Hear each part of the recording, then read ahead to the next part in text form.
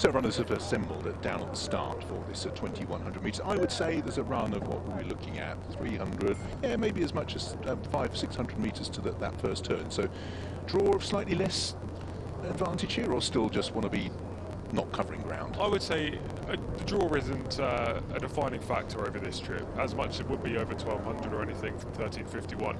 Over this distance you can break from wide and still win, you can break inside and still win. It's all about finding the ideal position, and as you say, it's around a 550 metre run to the first turn. That is crucial. Everyone looks at the end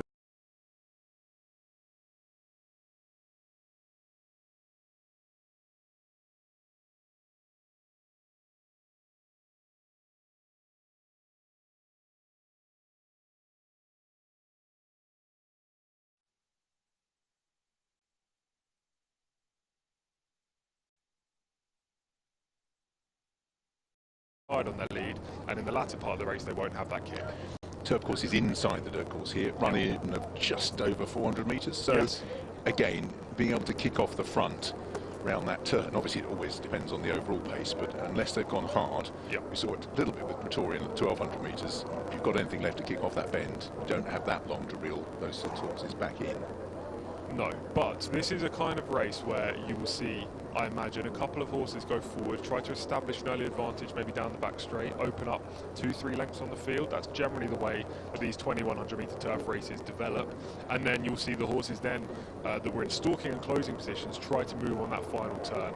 And that final turn will define who are going to be the players in the latter part of the race. If you do have that kick, it is actually quite wise to use it early on the turf track over this kind of distance rather than late coming off the home turn in the sprint. Okay, so that's Luganini walking forward. That is the red cap of Quantar. Where would you expect the pace to come from? It's a good question, because most of these are closing types. I do think Ebn Shadad will be forwardly placed based on what we saw last time. As I say, the majority of these actually want further, 3,000 metres. So the early speed can be quite difficult to work out. Maybe Meblesh could go up there as well. But I think this race, regardless of who goes forward, is going to go to either Ebn Shadad or Candyman Stan, and both of those jockeys will be hoping that their horses can provide themselves big points in this final race in the Jockey Challenge. Yeah, Candyman Stan, Saffie Osborne, 17 points. So basically, if Saffie Osborne on Candyman Stan wins, Mohammed Al-Daham wins on Arpenteur, Frida Ballascal on Cortez Bay, and the 2 on 15, Mikel Barcelona and Year of the Dragon. There's one other on 15, Nina Baltrame on Alcanzar. If any of those win, they win. If they don't, it gets messy. It does. So last couple going forward. Luganini heads in, and that red cap of Quantar for Marie Bellon. And last is Ebn Shadad for Forest Boyce. And she will complete the line. 14 runners for this 6th race, the final leg of the International Jockeys Challenge, presented by J Event. They are dispatched from the stalls. Quantar missed the start to the tune of 4 or 5 lengths. Candyman Stan is pushed up on the inside and is one of those that shows good early pace. Also racing in a handy position, Cortez Bay and Meblesh, as they race through the first couple of furlongs. Just on the outside, as they race past us, the grey Loch Derg is on the outer, and Year of the Dragon is pressing forward as well. So into the turn they head, and it's Meblesh who's going to cross over for Flavian Pratt. Out wider, Loch Derg and Angela Jones press on with things. Year of the Dragon for Mikel Barcelona sits in 3rd. Frida Ballascar with the keen running Cortez Bay, also with a big white face. Candyman Stan's got a good spot for Saffie Osborne, and then reading out to Ebn Shadad and Arpenteur. Arpenteur the more forward of those two, for Mohammed Al-Daham racing in 6th place. They're followed by Causeway in the white and blue colours. The grey is Cool Legend for Holly Doyle racing quite freely.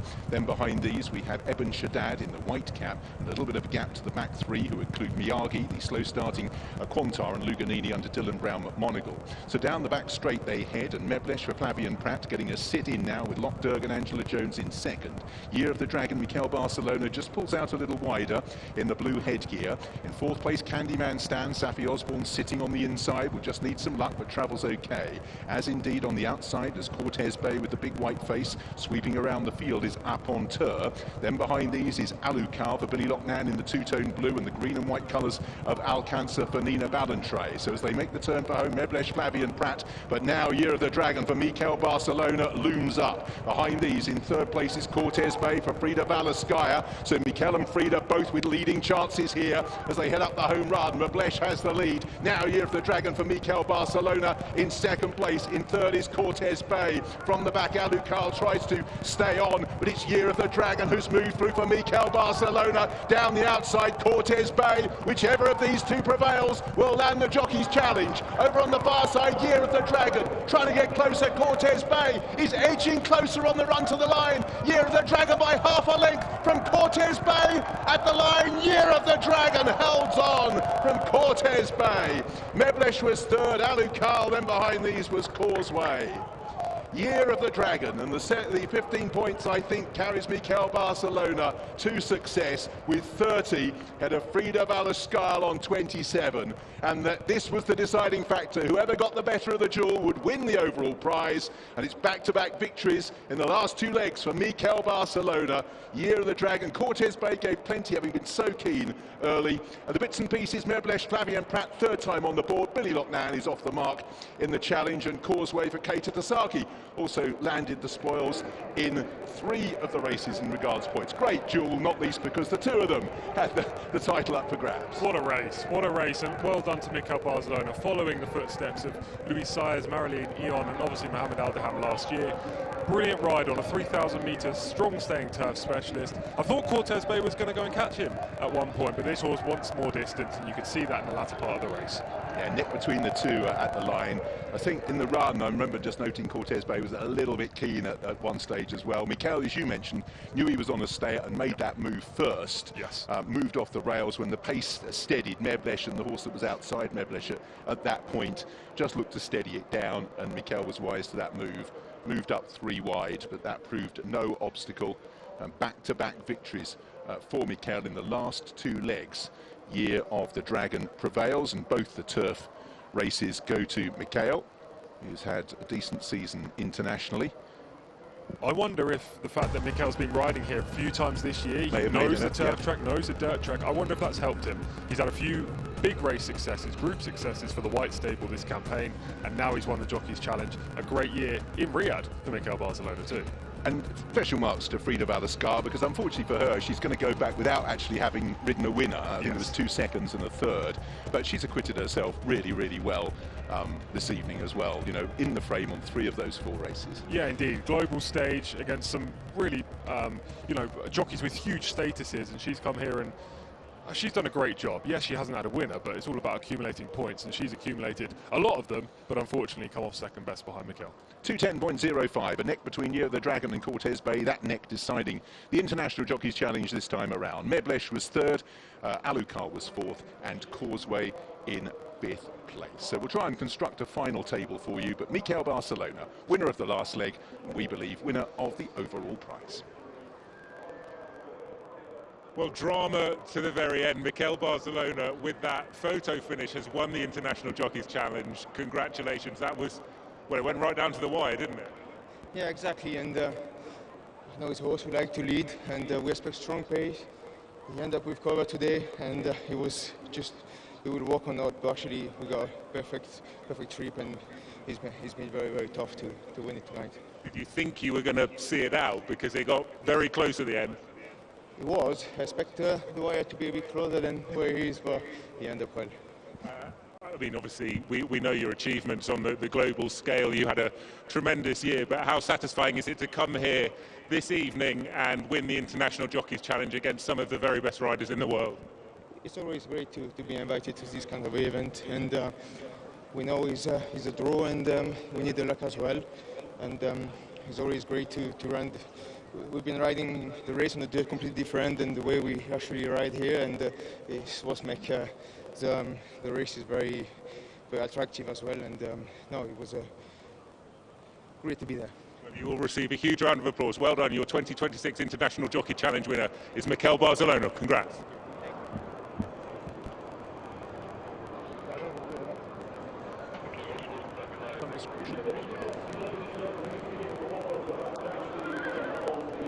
Mikel Barcelona, back-to-back victories, and those 2 wins, 15 points apiece, were enough to win this year's International Jockeys Challenge with 30 points ahead of Frida Valescal, who was in second on 27 points.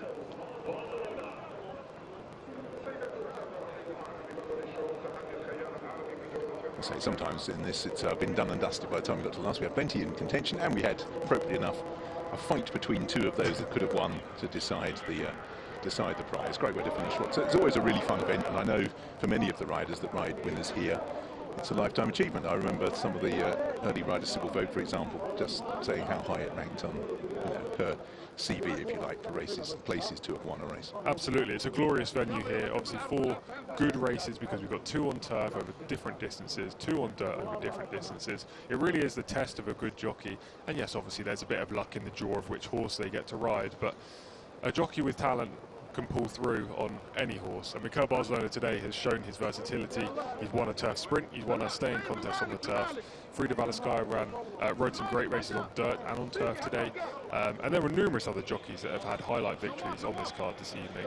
A really good battle, and as you say, normally it does kind of seem to filter its way out after 2 races. Today it was completely up for grabs, and it was Mikhail Barcelona who came through.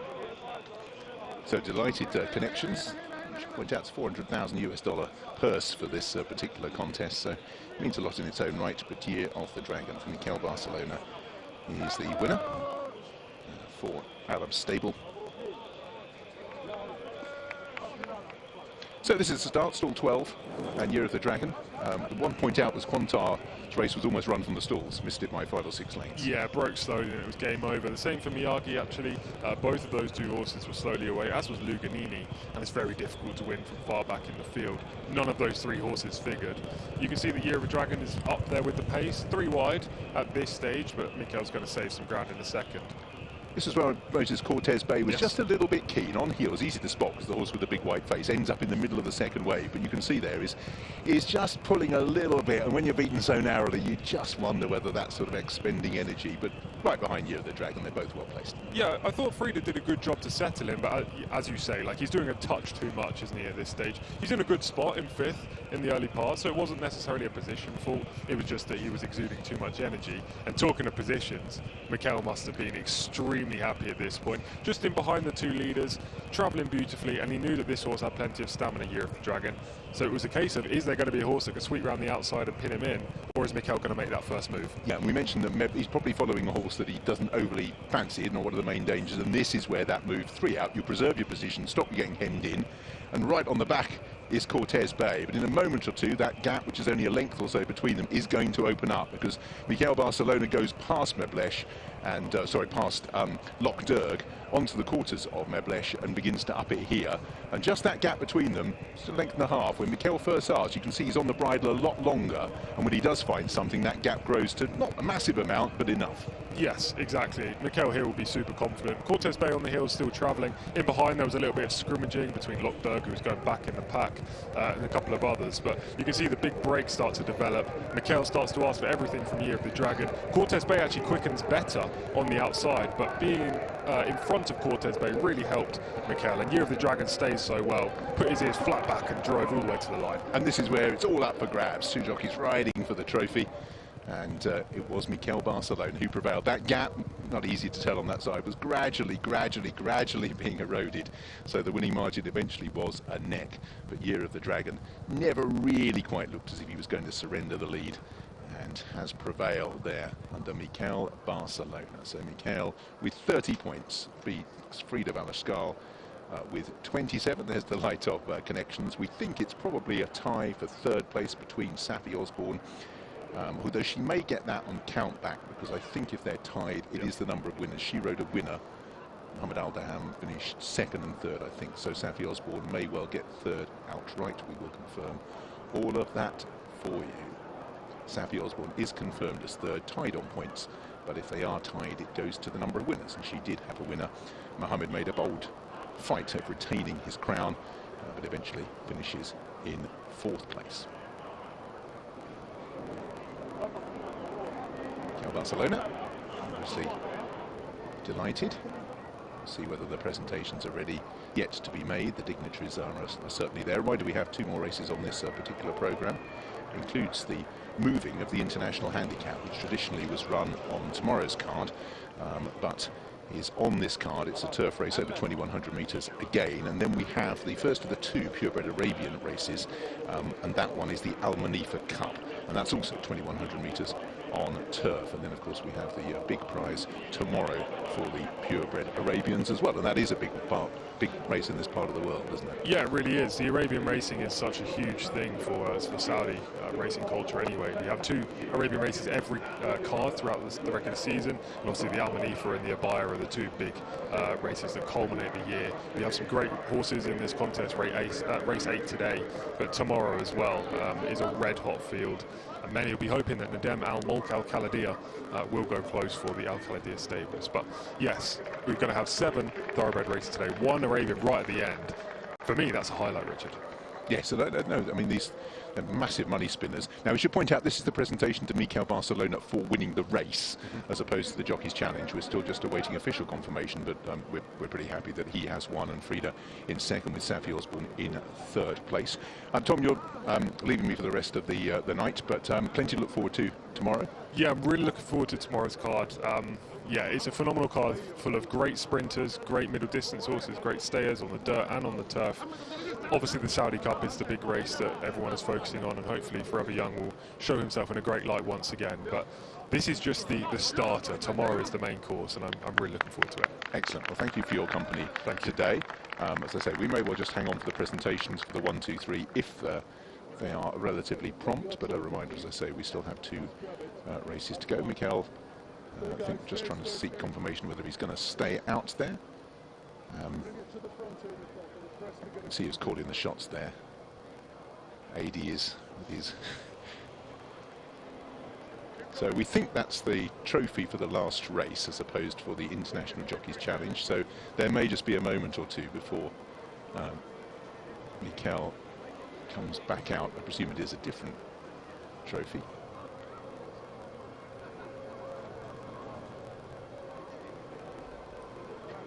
So he's the centre of attention, Mikel Barcelona. Can't see second and third riders yet being called out. So we'll be back when they make the presentation, but it may be just a moment or 2's time.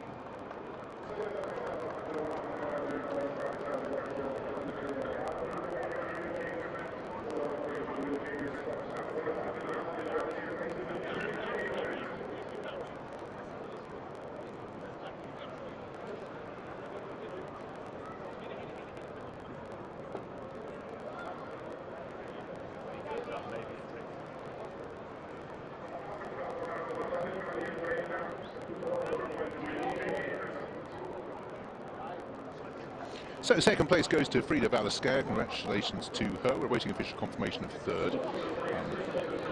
Some dispute as to the actual facts. Made them both on 17, but believe that Saffie Osborne was third. But anyway, Mikel Barcelona is going to come up and receive the prize for the Saudi International Jockeys Challenge of 2026. Mikel Barcelona is on 30 points, 27 for Frida Valeskaia. And as I say, there is a tie on 17 between Saffie Osborne, who had one success, but there is some consternation as to whether or not the fact she rode a winner makes her a clear third, whether Mohamed Al-Daham shares or even gets third place. But Mikel Barcelona beating in the last race Frida Valeskaia into second place, and they finishing first and second in tonight's International Jockeys Challenge. And we believe, after a little bit of a stewards, that Saffie Osborne is going to receive third place on her own because of the fact that she won a race. Hopefully she'll get to come up. She's waiting very patiently in third place, but she's just on the left there in the black with the white sleeves, and still I think she's been told that she can go up and receive third, but not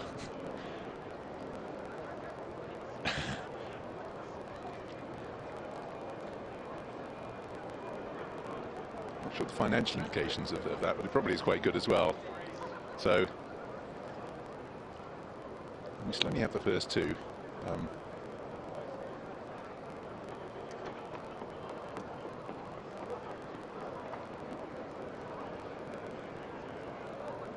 think there is another prize being manoeuvred towards the podium, hopefully. And Saffie Osborne, I think, about to walk forward and receive third prize.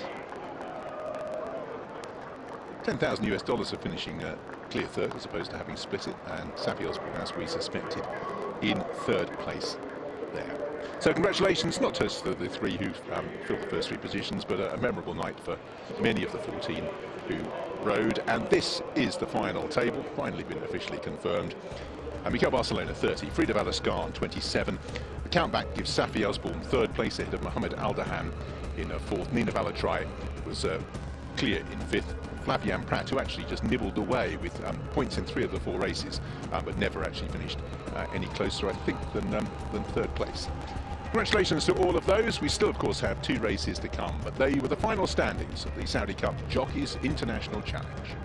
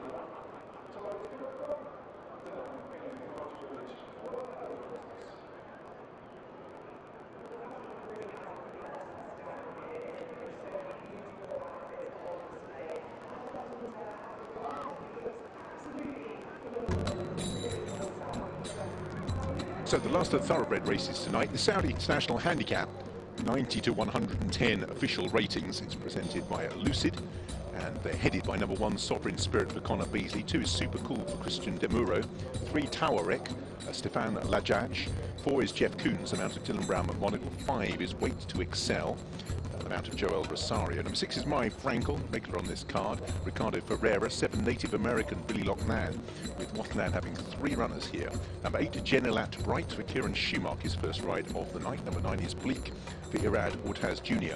Grand Decan for Mikel Barcelona, looking for a hat-trick here. Mikel after the wins in the last 2 legs of the challenge. Salamanca Lad for Holly Doyle, number 11, 12 Hans Anderson, Francisco Goncalves, 13 is Reverso, Malone Fabio, and 14 is Iredi, and that is the mount of Flavian Pratt, who's had a good evening so far. He's been placed in lots of the races, and he rides Iredi here.